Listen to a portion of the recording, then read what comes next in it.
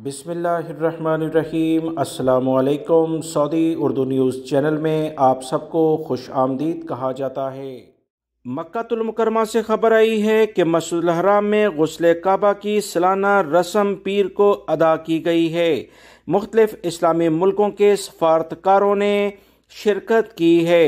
Saudi अरब के अहम ज़राए से जो इतलात आई हैं कि इमरजेंसी फोर्स गुस्ल काबा की रस्म के मौके पर तैनात की गई थी।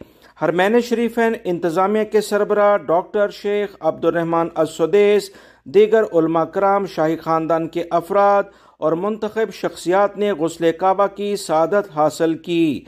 गुस्ल काबा अर्के गुलाब और आला दर्जे के ऊद से मुअत्तर आब ज़मज़म से दिया जाता है।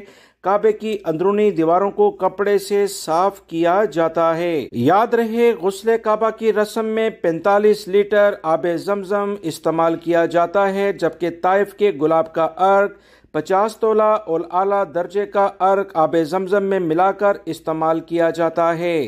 मस्जिदुल हराम में सफाई के इदारे के डायरेक्टर जनरल के मुताबिक गुस्ल काबा में इस्तेमाल होने वाली तमाम अशिया पर चांदी की परत चढ़ी होती है। इस काम के लिए चांदी के दंदानों वाली 4 झाड़ू इस्तेमाल होती हैं। यानी गुस्ल काबा से पहले झाड़ू से खाना काबा पर लगी हुई गर्द को साफ किया जाता है। उसके बाद इसे अर्के गुलाब और जमजम से गुस्ल दिया जाता है। सऊदी अरब में रहने वाले बहुत सारे गैर मुल्की अफराद ने ये तमाम मनाजर मक्कातुल मुकर्रमा में उम्रे की अदायगी के दौरान देखे हैं, लिहाजा बहुत सारे गैर मुल्की अफराद ने सोशल मीडिया पर वीडियोस भी शेयर की हैं।